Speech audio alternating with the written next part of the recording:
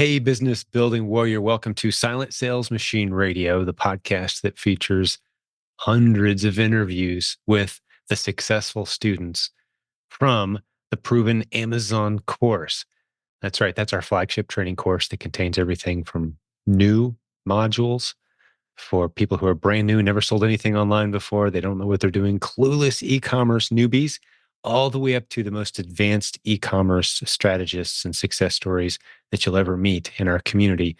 They all use the same library of content called the Proven Amazon course. Multiple modules, no matter where you are, we've got what you need next.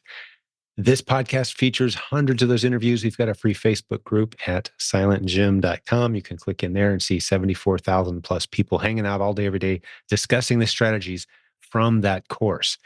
It's only $39 a month, and it's all you'll ever need. So we're starting the day off that way, making sure if there's any new listeners today that you know exactly what this show is about, who it's for, and what we can do for you.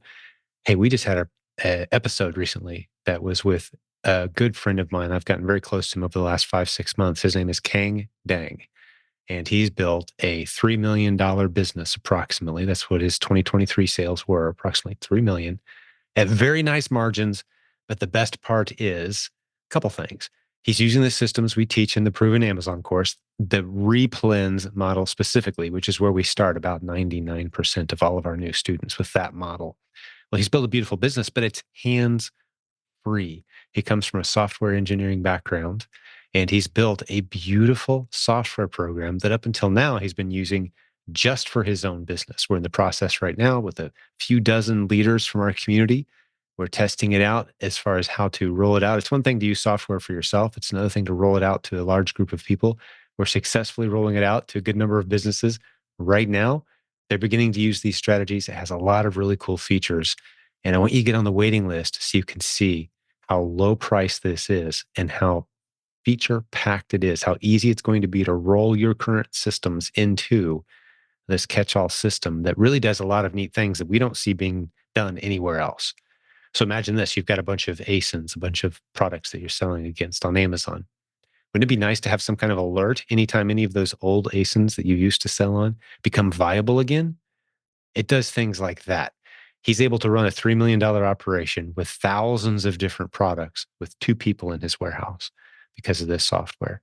It's pretty incredible. We want you to go over to silentjim.com/the system, all one word, silentjim.com/the system to see a little bit more about what we've got coming in early 2024, as well as listen to King's story. And as powerful as his business success story is, I think you're really going to want to pay attention to the first half hour or so of that episode. 754 is the number if you scroll back a few episodes from this one, because he just had easily the hardest year of his life while making these things happen. And you can hear the rest of the story in that episode, but just completely tragic circumstances. He's fought through it. He's closer to his wife and his family now than he's ever been before. And he's in a great place, as you'll hear, but they faced a serious tragedy. And it's just a great episode. So I wanted to remind those who maybe took the Christmas season off, hey, you missed a few all of our episodes are great, but you missed a good one. Today's episode, what you're going to hear in just a moment, is another Coach's Corner. We love doing Coach's Corner. That's when we bring on Brian and Robin Joy Olson, typically 2 of the great coaching leaders on our team who interact with dozens of different students from our community every single week. They're a couple of our lead coaches.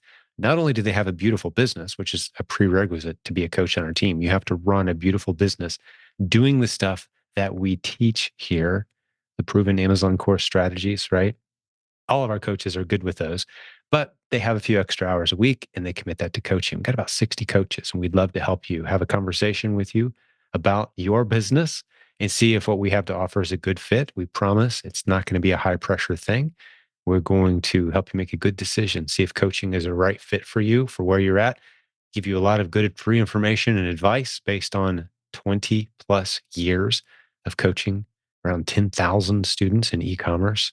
Yeah, that's where we get all these success stories. We got about 2,000 success posts in our free Facebook group. Like I said, they all come from our course, Proven Amazon course, and our coaching program. We'd love to have you check it out. Go to silentjim.com/book a call, all one word, to get a call with our team and we'll have a conversation with you about it. But today's episode, like I mentioned, is going to be a Coach's Corner with Brian and Robin Joy Olson, taking us full steam ahead into 2024 with lots of really good insights and observations, including some updates on this whole selling above buy box thing.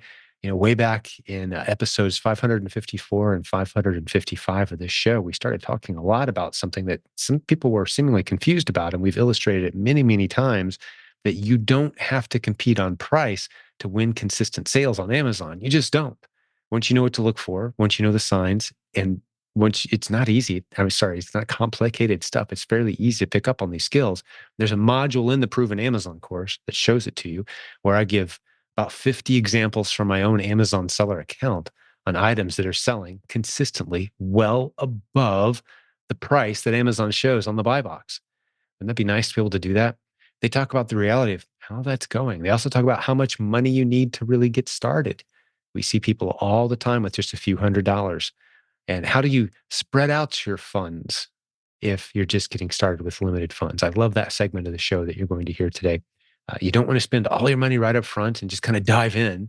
No, you want to take a slow and steady approach, regardless of how much reserves you have and how much funds you have to throw at your business. That's not really an advantage until, as you'll hear on today's show, you've got the skills, you've got the ASIN hunting abilities. You can find those test-worthy products that you should be putting some money behind.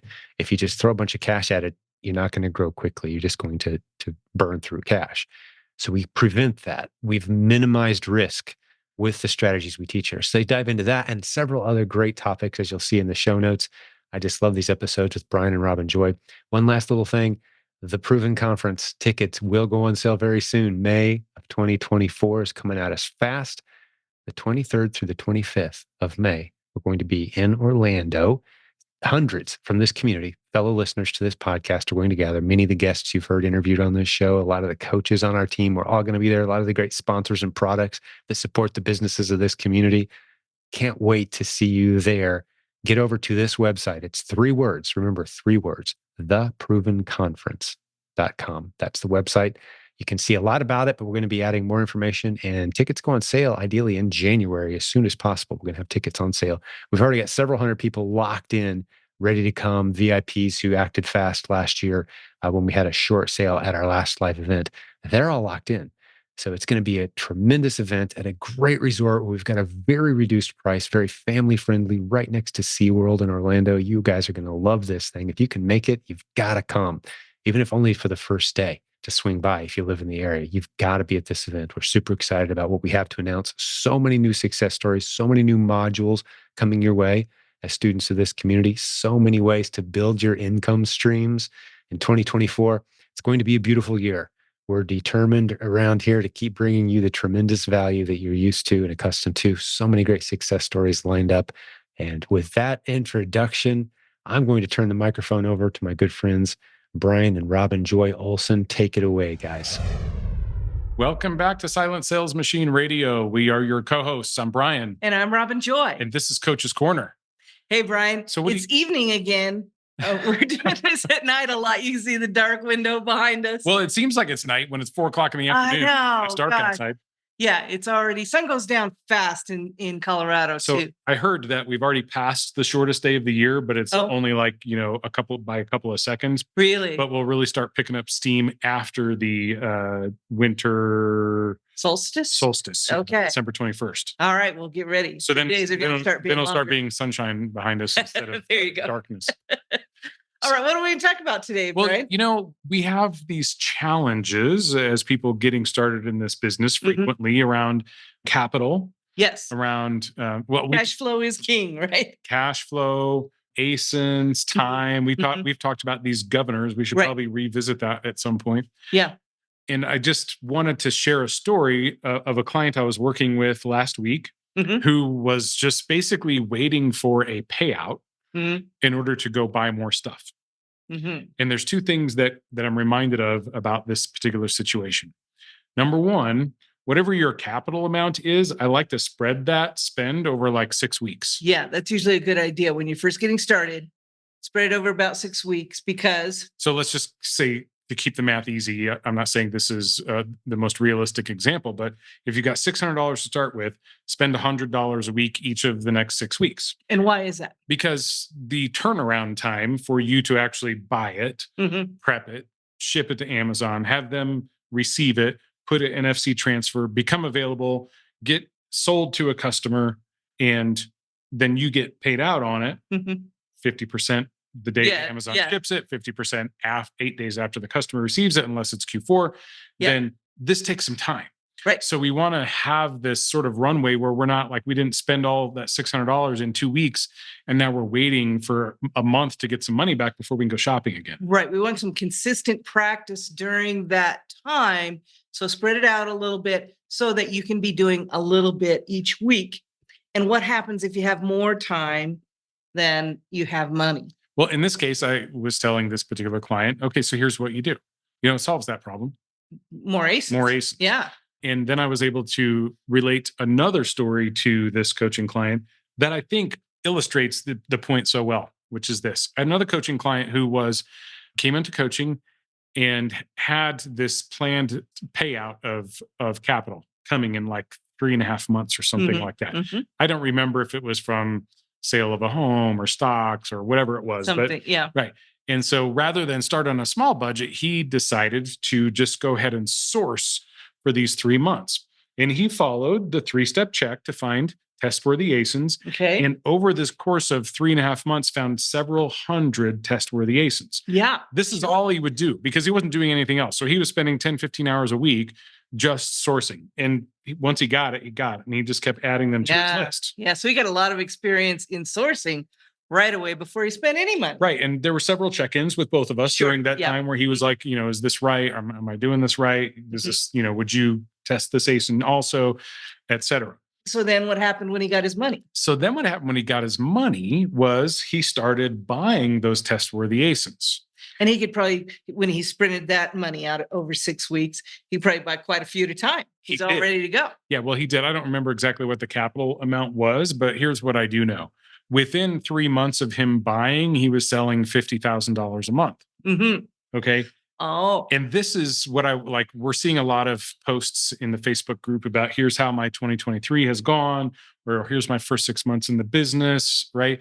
And, sometimes you see the slow climb, and sometimes it goes from nothing to 30, 40, $50,000 a month in like a heartbeat. It seems like. And sometimes it might. I mean, we don't know exactly how this works, but remember, that seems like it went really fast for somebody, but they might have put in a whole lot of work before. And we've seen that happen much more often, where it pops up after they've done a lot of work, and then all of a sudden it's paying off. Right. And this is that was his experience exactly. So he sourced for 3.5, 4 months. Then he started sending in test-worthy ASINs. And then within 3 months, he was doing $40,000, $50,000 a month. And now what I want to say about that is that was basically just his run rate on his tests. Yes. Because at 3 months in, you barely have enough information to start replenishing. Right. Yeah. He probably had some things that he was replenishing from his first few shipments that got in there. Sure. Also remember that when the puzzle really comes together for most people, when you do the sourcing and then you have the experience of the item selling or not selling on Amazon, that's when the synapses get connected in your brain and it starts to make sense. And you're like, oh, right. Now I understand why that happened. Or now I understand why that sold, why it didn't sell. Why did I get, top dollar, why I didn't get top dollar. Yes, exactly. And this is why we don't for just testing, we only look at the three points of the 3 data points: velocity, capital protection, and potential profit. The reason we don't go into all kinds of other things, there's a lot more information, but it doesn't really do us any good until we test. Once we've tested and we've seen where that's going to sell, we can look back at that sales number and then go in other information, like how many offers there are, how many of those are FBA, how many, what kind of velocity is there really? Where will it really sell? You can fill in, is it a variation? You can fill in a whole lot more of that information that's much more valuable after you've sent a test in. So we don't bother with that before the test, but it is pretty valuable in getting that experience after you test about what's going to happen after you send an ASIN in. That's why we test small. I'm partial to sports analogies, and the sports analogy I would use here is the practicing period. Yeah. So if you're a professional sports team, or if you're even an individual in an individual sport like golf or tennis or track and field or whatever, the practice time is not. I mean, it's needed. It absolutely has to happen. Absolutely. But nothing can simulate game time. Yes. And the you don't understand part of the reasons that, or all the reasons that you're practicing, until you actually get in a game and face certain situations. Then that practice becomes much more meaningful to you. Yes. Right. Then you can go back and say, okay, well, I tried this and I thought it would work, but here's what happened. Yeah. All right, now let me adjust. Right. Right. This is part of the reason they have preseason in the NFL, right? So they can face other teams that have other strategies. Well, being able to practice game time. Practice real game time. Yeah. Not someone who knows what you're going to do, right, but someone who's trying to anticipate you, and someone also the same way, the other way around. Yeah, we can't practice game time. At least I haven't figured out a way to practice game time with the Amazon business. But this is testing, maybe. Well, I mean, that is game, but that is in the game. When you're testing, you're in the game. It's not. It doesn't count. It absolutely counts. It does count. Yeah, it counts. But that's one of the reasons that we like to keep the risk low in the early days. And test small. Yeah, test small, so that it is sort of like a preseason game or an exhibition game, so that worst case scenario, you get all your capital back and you're like, okay, that didn't hurt that bad. Right? Right. Yes. Remember, the idea is to protect your capital. There are no guarantees, but ideally, if you test enough, we will at least get all your money back. You're not really going to hurt yourself if you kind of test small, right? And test often. Test as often as you possibly can. In fact, the real process in the replens game on Amazon, we believe, is testing. We're always testing. Testing. If you find something that's a replenishable, and by the way, just testing, you'll make money. Yes. And then when you find the replens, that's like the icing on the cake. Yes. So then you'll make more money at a time. Right. You'll have more dependable money. That's the idea of building the replens list. But you definitely make money with the testing itself. Yes. Now, you brought something up that related to this point earlier this week from one of your coaching sessions that was around the having more capital to start is not necessarily a benefit. Right. This came up just this week in Jim's Monday meeting. He has a Monday afternoon meeting. You should go there if you get the chance. Really, really great information from Jim. I try to attend there. And they asked, the question came up, how much capital do you need? And that brought me to think about the fact that we find a lot of clients, a lot of people who are starting in the Amazon business, whether they're coaching clients or not, if they have a chunk of capital to work with and they want to get started, they haven't done that pre-work to spend that capital. Sometimes they get in a little more trouble because they tend to not have enough ASINs to test with it, and they go too deep. They don't test small first, and that they just get impatient because they've got the money to spend. And sometimes that can be a detriment in itself. I totally agree with that. The risk, one of the reasons we love replens is because it's a low, high model, low risk, low capital requirement, high chance for success. Yes. But one of the reasons it's low risk is because we keep it inch deep, mile wide. We're testing small, right? And we're not sending in 100 items, 100 new tests a week either. We're gaining experience as we go. Eventually, we could do that. We're trying to build. We will. Yeah, in the first few weeks. I'd recommend even testing a few number. Make the small mistakes while you're small. Don't make big mistakes while you're small. If you put too much capital in too soon, you're liable to make too big of a mistake that you can't recover from. And what's maybe not obvious about this is that the value in your business is not in the capital that you have. Right. The value in your business is in the experience, first of all, and the ASINs, second of all. That's right. Those two things have to be there before the capital is really worth anything. Yeah, exactly. If you're not able to use your capital in a way that has experience and low risk, then you're risking way more than you need to. Yeah. Is that the way? Okay, before we go to the next point, I know I use my hands a lot, and I have a glove on, and I want you to see. Jim was asking me the other day if I was cold, and I am not, but I have a thumb injury. Oh, let's play the violin here for you. Yes, it's a knitting injury. It's Christmas time, and I'm knitting too much too fast, and I got an injury, so I have to wear compression gloves. So. Just so you know, I'm not freezing, but I do have an injury. Well, I have to, at least it's a knitting injury. Lately, I've been talking about sleeping injuries. Like, I woke up with a torn rotator cuff because I slept wrong, right? We were talking about, he's like, he scratched the back of his head while he was driving, tore his rotator cuff. Well, even that is something like, as opposed to the waking up with an injury, like, oh, sleeping. I got this injury. I got a sleeping injury. I got a sleeping injury. Yep, happens all the time. All right, young people. Yeah, youth is wasted on the young. This is true. Say. Yes, as Mark Twain said, right? All right. Well, one of the things that goes along with sourcing and testing and all that kind of stuff is this great mini course that Jim recently dropped that is around selling above the buy box. So valuable. So I know we're both passionate about this, but why don't you kind of talk about how this works? Well, I watched this course every minute of it. It was such great information to help me. And this course helped me describe what I'm seeing. And so thank you, Jim, so much for putting that together for us. He's selling it for like $7. So I'm not sure it's still on sale for that, but check it out. See if you can get it. Whatever the cost, it is a great mini course that he puts in there 50 different Keepa charts of ASINs that he's actually selling in his business. And he's showing you where he sold it and where the buy box is. The buy box is down here and he sold it up here. And he's telling you how often he sells it at that 3, 4, 5, 6, 30 times a month. These are real. They are true. We have clients showing us all the time these same Keepa charts that they're selling way above the buy box. They're testing above the buy box because we told them to, and they're coming back and saying, "I didn't believe it, but it did happen." Right? So, how do you find those ASINs that sell above the buy box?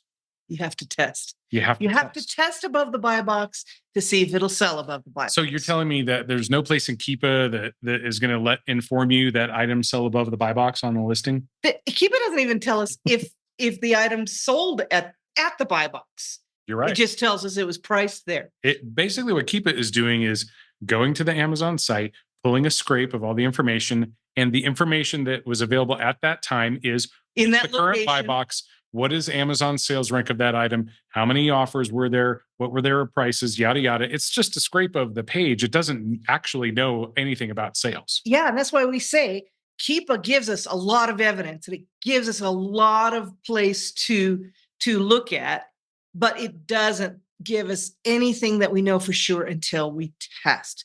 We have to test that. So the multidimensional buy box, Keepa does not take that into consideration. Yep. It can be a different price. I may be looking at an ASIN the same as my niece in Florida is looking at the same ASIN, and we may have two different people in the buy box, two different sellers in the buy box with two different prices. You could be in the buy box and not know it at a different price than what's showing on Keepa. Yep. And we've seen other instances where there was a buy box that existed in Florida and our listing, the buy box was suppressed. Yes.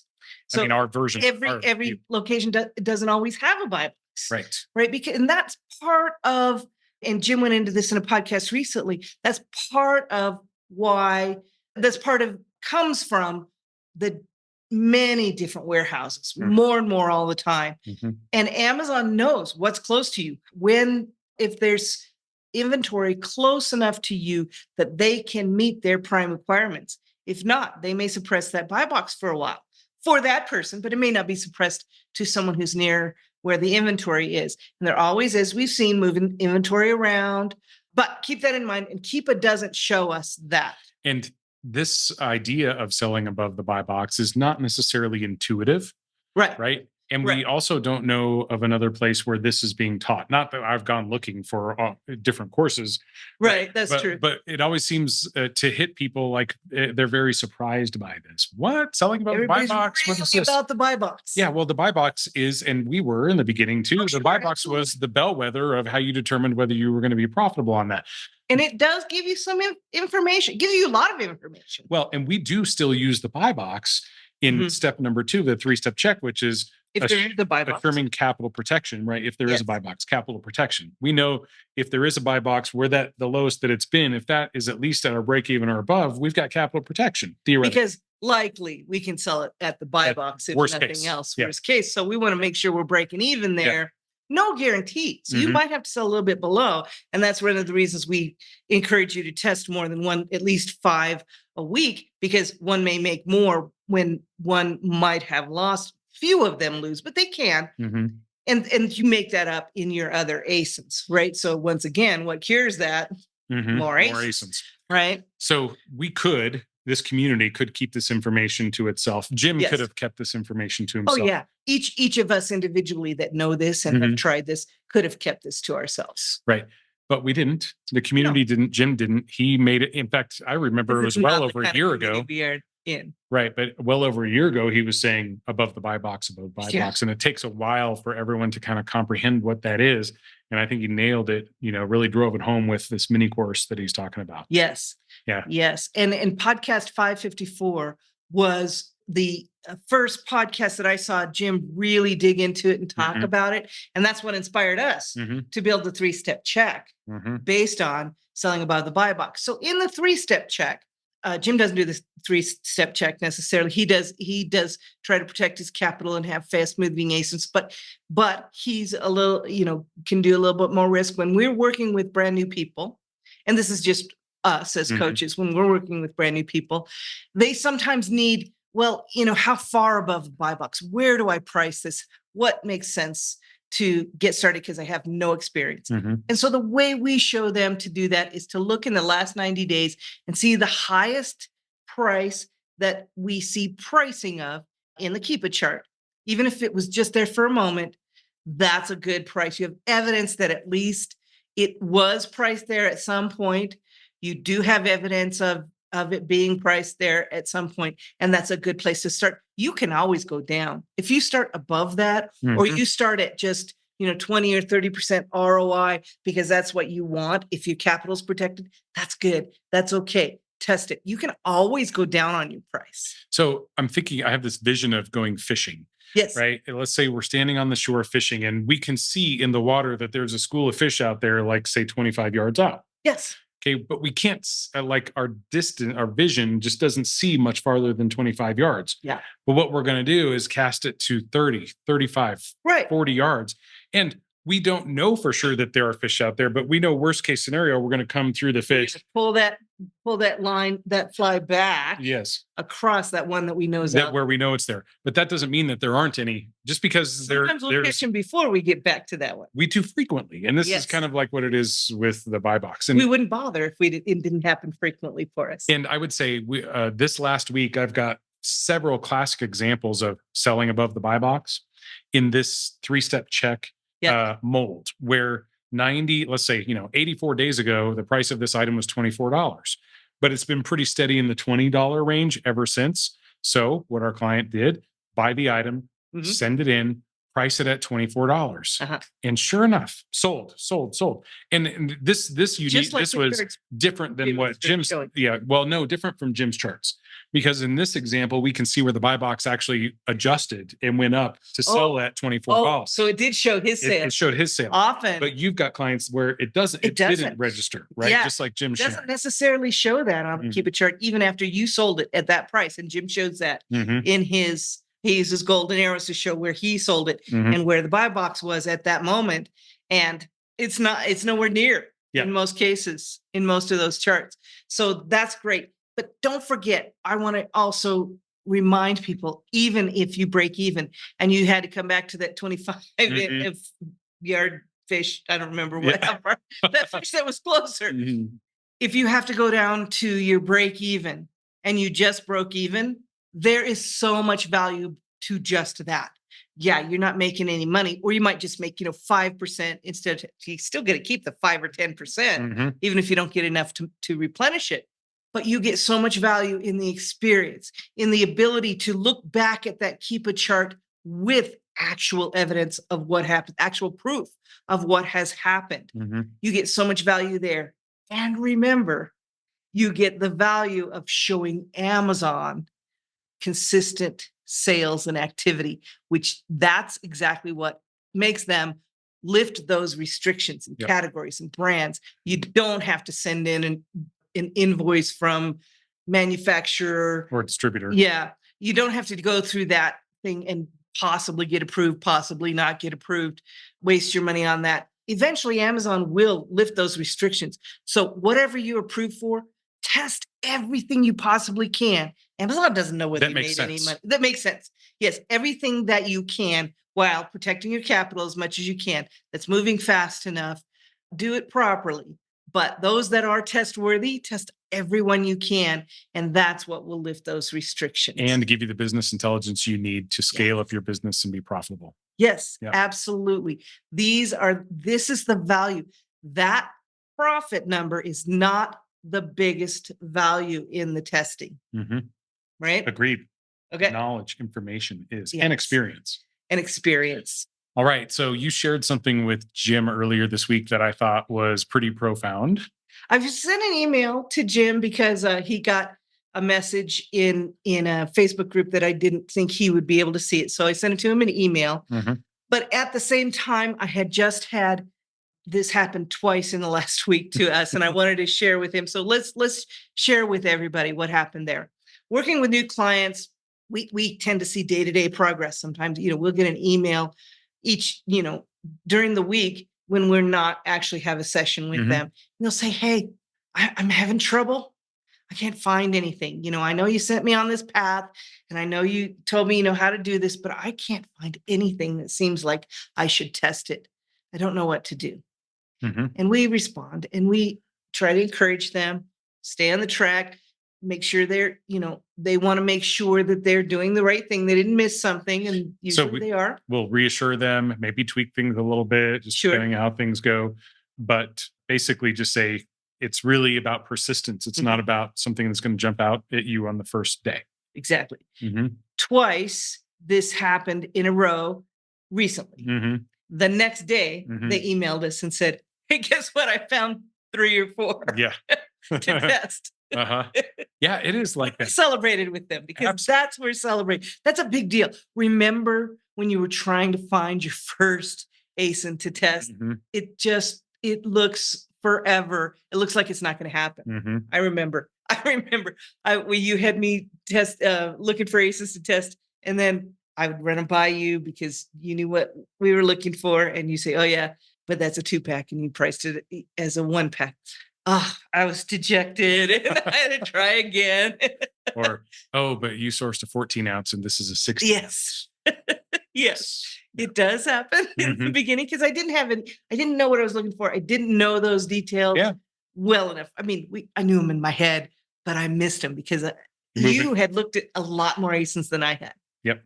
Right. So then what happens? They find they follow up the next day and they're like, I found 3. And then like all of a sudden they're like, okay, now I'm finding them. So now they ship them in. Yes. And this is what happened with these same 2 people in this last week. Same 2 people came back to us and said, I'm not making any sales. I sent this in like 3 weeks ago, 4 weeks ago. And I'm not making any sales. I'm getting discouraged again. Am I missing something? Did I do it wrong?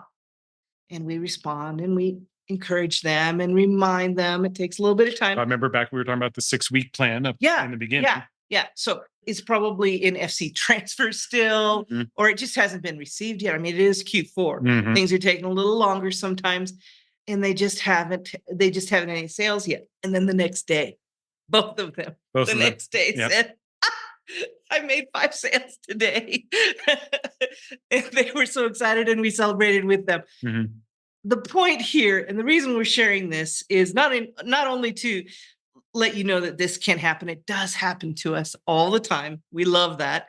But I think one of us put it this way. It's always darkest before the dawn. It's the old adage.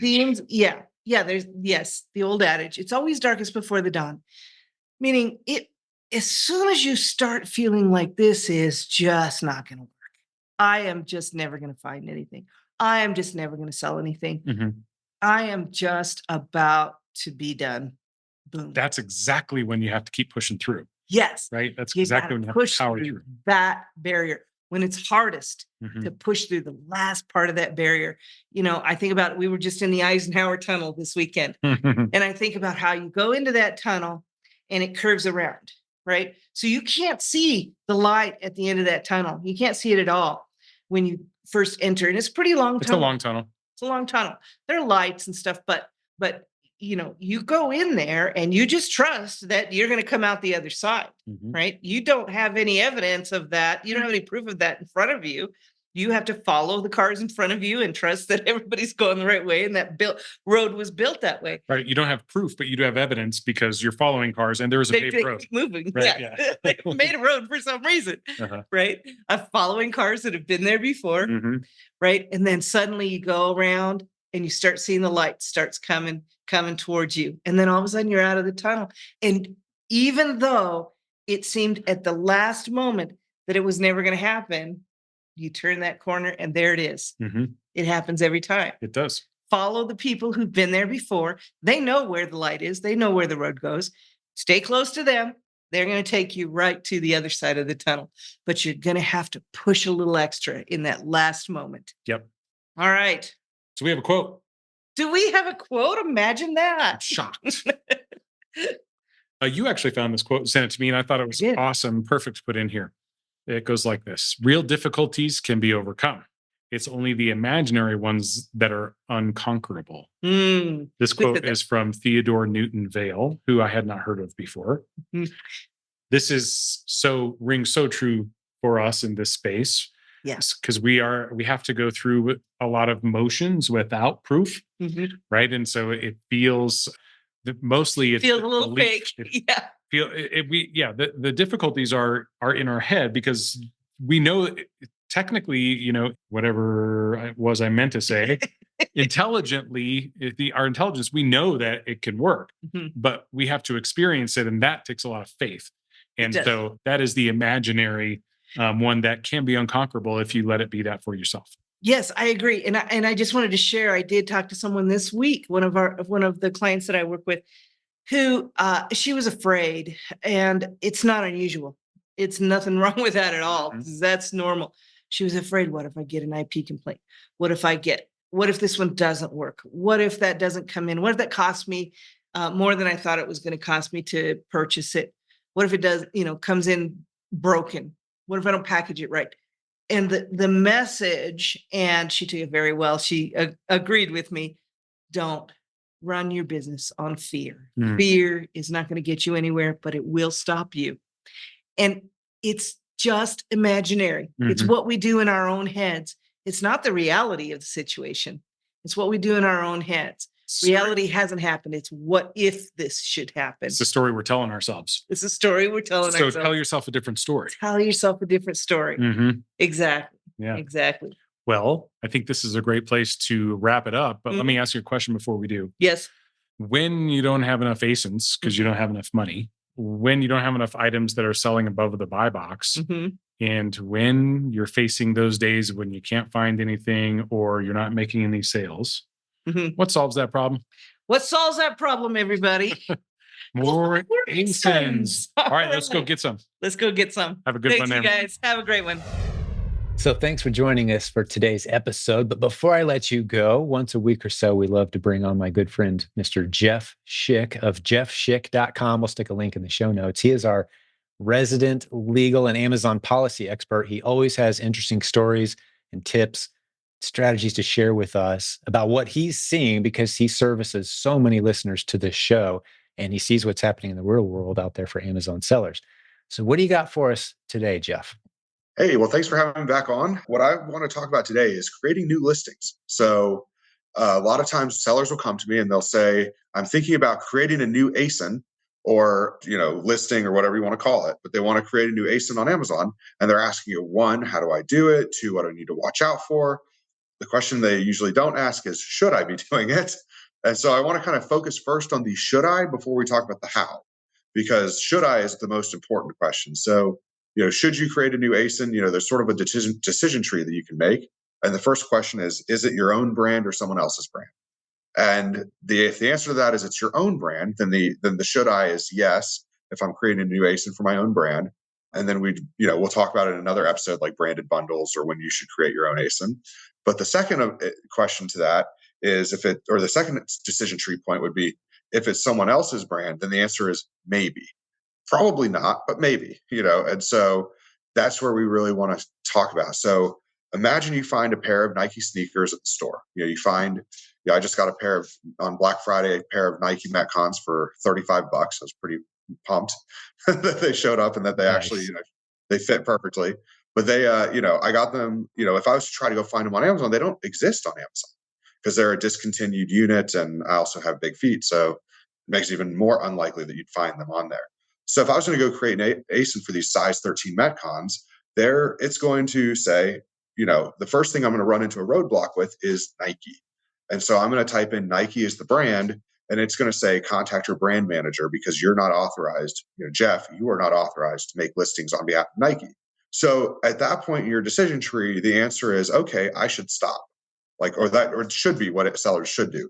Now, unfortunately, we see with Section 3 and with misbranded ASIN suspensions that we work on that some sellers don't stop. And they think that they are smarter than Amazon. And what they do is they go in and they say, okay, I know that these are size 13 Nike Metcons, they're men's shoes. So Nike is out, but I'm just going to make it say Nike weightlifting because that's what it says on the box is that they're weightlifting shoes. And so they type in Nike weightlifting as the brand. It allows them to create the ASIN and then they start selling. Unfortunately, a couple months later, they usually show up on my desk because they've been suspended under Section 3 for engaging in abusive conduct because they sold a misbranded ASIN. And Amazon considers that to be fraudulent behavior. So the only time you should create listings is if the brand is authorizing you to create the listing on their behalf. Like we have some sellers that have direct relationships with brands and the brands say, yes, we want you to create ASINs on our behalf. Great, create them. That's the same brand that can write you a get out of jail free letter if you need it, meaning you get suspended for creating ASINs again that, Amazon thinks you're not allowed to create. And then your brand representative puts it on their letterhead. Hey, wait, no, Jeff was authorized to create this ASIN for us. Here's my contact information. I'm signing it, my signature, my direct number, my email address, my mailing address, all that contact information Amazon needs to verify. So by all means, that's a perfect letter of authorization. But if you don't have that letter of authorization, you don't have the brand's permission, and you're creating a listing on behalf of a brand that you're just doing because you found a product at the store, that's when you start getting into that danger zone, especially if it says contact your brand manager to create the ASIN because you're not authorized. At that point, you should absolutely stop and do not pass go. That makes for make for a great gift to somebody else or return it to the store. Don't try to create an ASIN for it because that's where you're going to get in trouble. Similarly, I mentioned that there's the how. When you're creating an ASIN, you have, say we typed in Nike and it said that I am allowed. It's not going to, but say it said I am allowed to create listings on behalf of Nike. Then you still have to get over the hurdles, which is your images have to be your own. So you can't just go to Nike's website and copy and paste the images of the shoes. Your bullet points, your descriptions, your titles, all of that have to be your own. So you have to do all your own original work to avoid any sort of copyright infringement claim. Yeah. So that has to be free of trademark terms. Correct. And you can't. Your descriptions and bullet points, which Correct. is why my general advice, we've gone pretty far down this rabbit hole and we've got a little more distance to go before we complete this. But my general advice is don't set up new listings on Amazon, right? Especially if you're new to Amazon selling, like you're in your first, let's say, year, you haven't had a $30,000 a month yet. Don't even think about it. There's so much opportunity out there already. That's just my general advice typically. Yeah. Because I steer people away from so many disasters. But there are cases where you can. And I like your Nike example. Let's say I am authorized. This is something I'd like to clarify because I've wondered this myself. And I actually texted you not too long ago about this. Yeah. So I am authorized on a certain brand as a seller. Yeah. And I go to set up a new listing and it lets me. The brand, I feel the brand feels appropriately. I've got some good bullet points. I use a good image. It's not one that I stole off a website somewhere. Right. Am I okay? I've never done that myself, to be honest with you. We just sell on existing listings. I don't want to roll that dice. I'll let another seller roll those dice, and I'll just look for the good listings that have avoided trouble for a while, and I'll just sell against them because there's millions of them like that. So, well, I think the key comes down to the definition of authorized, actually. So, and I say that because I counsel sellers regularly who tell me I am authorized to sell this brand, and what they mean is they're ungated in the brand. That Ooh, doesn't mean you're authorized to that's create two different listings. terms. Brand. Great clarification. So if and sellers get upset, they're like, "Well, it allowed me to sell this brand. Amazon said I can sell this brand," and then they get an IP claim or they get hit with a suspension or something like that. So you really have to understand that Amazon allowing you to sell a brand through either the auto ungate process or the manual ungate process, or even if it's not gated at all, does not equal approval to sell a brand, or create listings on behalf of that brand. So if we're truly Understood. authorized, meaning you have the VP of sales giving you a letter of authorization with his Right. contact information that he stand behind, Right. then you can create listings. I mean, I've actually done that in my own business where there was a pet shampoo company that I was an investor in. Happy to say they finally sold out, but they that was like last week, but they finally did. And that we created listings for them because they had no clue how to, they didn't even have an Amazon.com account for a buyer. So I created listings for them, and the VP of sales, actually, funny enough, came to my house and sat next to me and was like, "What wizardry is going on here?" And I'd be like, "Can we say this? Can we say that?" And made sure that the listings were good. But there was a lot of brand involvement. They gave me the image files, they gave me the logos, they gave me all the text and everything to use.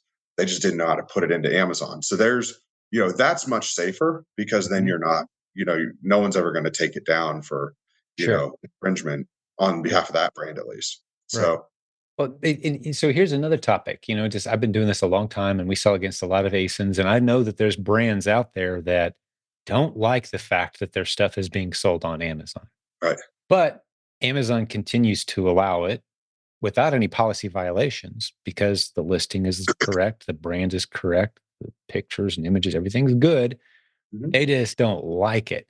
But Amazon does regularly fall back, it's my understanding, on first sale doctrine. Like, hey, there's no legal challenge here that you can make against this listing. They didn't steal your image. They're not misusing your trademark or your brand, right? Can we expect those kind of listings to continue to be generated and Um, it- usable? Or is that a gray area that you feel like is kind of changing? well, the first sale doctrine is not absolute. So I think Of that, course. especially for newer sellers, they need to remember that, it's not a complete bar to litigation. And sometimes with litigation, like we've had sellers that are existing big sellers get sued. And at the end of the day, it's the brand has deeper pockets than the seller. So it's Right. easier sometimes to just settle those cases. Right. But that being said, if a brand doesn't want their products on Amazon, like say Mary Kay, they don't want their products on Amazon, they might not have the basis to take the listing down, but they still have a viable lawsuit against whoever created the listing without their consent, because it's they're creating listings without consent of the brand, Mhm. and it does potentially constitute an endorsement or approval that does not really exist there. So if you've got especially multi-level marketing schemes, I strongly encourage sellers don't create those Yeah, listings. stay away from those. Right. Stay away from those. Now, if it's just like a mom and pop brand, like you're at, the local grocery store, mom and pop grocery store, and they sell, Uncle Jim's, honey ketchup or whatever, and you're like, oh, that would sell great on Amazon, and it's got all the appropriate approvals to sell in interstate commerce because certain local food products don't. But assuming that it does, then by all means, you could buy that bottle, take your pictures, create your listing. You're probably not going to have much pushback, and you'd have to be protected by the first sale doctrine. So it just Right. depends on the circumstances. Makes total sense. But it also starts to make sense why, we've got multiple seven-figure sellers in our community that have never set up a new listing. And Yeah, you've helped illustrate there is some complexity here. New listings will continue to appear every day. Make sure the ones you're selling against have a nice track record of no red flags. We teach right. our sellers, hey, if it's got a bunch of IP things happening, it keeps dropping down to one seller. We always warn people, hey, if you see, we call it the skateboard ramp of death, up to Yeah, 30 sellers and then down to one, up to 25 sellers, then down to one on the Keepa chart. Like, yeah, that brand is grumpy. You do not right, want to be playing in that skate park, right? right, Take your skateboard elsewhere. That's a skateboard right. ramp of death right there. So we teach them to recognize those kind of things in our training, but it's just not necessary to set up new listings. New Yeah, listings. most sellers can go years without ever doing it. In fact, just to put it in perspective, I created my first listing in 2017. I started selling in 2011. So that's 6 years of sales, Mhm. probably even closer to 7 years of sales that I made without ever creating a new listing. And then when I did start creating listings, it was because the brand, like I said, the VP of sales was sitting right next In to your me, living room, literally, right? create these listings to their specifications of what they wanted because he didn't have a Seller Central account. I don't even know if he had an Amazon buyer account. Right. They didn't Mhm. they didn't want to learn it themselves. They just wanted their stuff on Amazon, and they wanted me to be the one to do it. So Yeah, which illustrates a huge opportunity. We're not going to dive into that can of worms right now, but we've got a module in the Proven Amazon course talking about these hundreds of thousands of brands that are confused and frustrated and annoyed by Amazon, but they know they need a presence there. Huge right, opportunity that we teach in our community, but topic yeah, for another day. But hey, right, great job, man. Hopefully we've talked people out of rolling the dice with setting up new listings when it's not necessary and what they should be looking for on listings as well. Great responses, man. Appreciate your help. And for the listeners, just a reminder, I'm talking to Jeff Schick of jeffschick.com. He's going to be a great sponsor at our May event, Orlando. Go to theprovenconference.com. Come meet Jeff and his team.